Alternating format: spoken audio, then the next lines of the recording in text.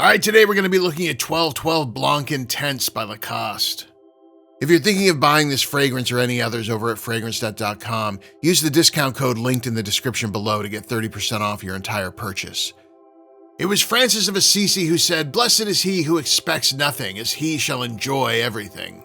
Disappointment is always a tough map to navigate. On the one hand, you feel like you get to know a brand, you develop a relationship with their products, and feel a sometimes unwarranted sense of ownership. On the other hand, if you follow the teachings of old Francis and always temper your expectations and keep a level head, then your disappointment will always be in check, and when something exceeds those expectations, well, then it's just a pleasant surprise.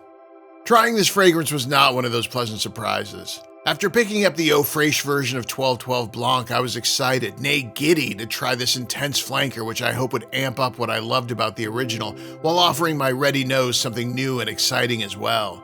Yes, it was my own fault for expecting so much, but to be fair, the fragrance let me down. So I share the blame, but that doesn't help me quell my urge to grab the people at Lacoste by their expertly tailored lapels and give them a shake, demanding that they do better next time.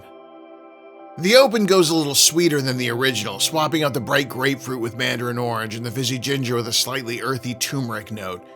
The open of the original is so bold and iconic that this one immediately falls flat like that Megalopolis movie. Jesus, what happened to Francis Ford Coppola? That guy made Apocalypse Now and The fucking Godfather.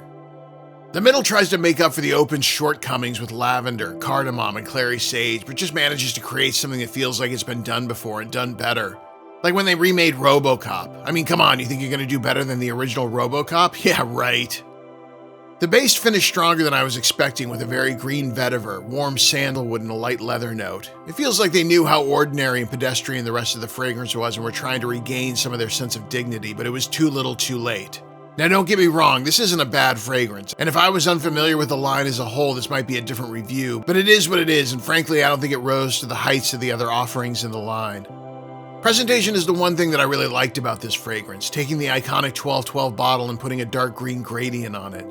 The atomizer's the same across the line, good, but nothing amazing.